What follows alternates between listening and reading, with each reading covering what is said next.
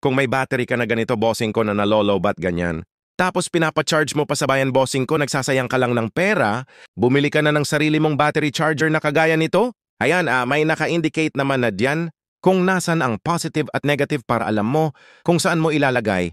Yung clamp ayan, kung positive sa negative sa negative. Tapos dito may LED indicator dyan. Malalaman mo kung full charge na po yan.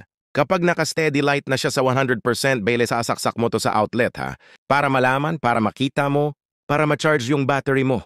Okay, may triple protection na rin to mga bossing ko para hindi sumasabog.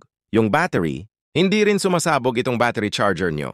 Kaya kung palagi kayong low bat, yung mga ganitong battery nyo sa sasakyan, sa mga motor ninyo ganyan, tapos nagpapacharge pa kayo sa palengke, bossing ko, bumili ka na ng sarili mong charger, no ganito para mas makatipid ka, ilalagay ko. Yung link dito sa yellow basket, bossing ko, para makapag-check out. Sinasabi ko sa'yo, napakamura na lang yan.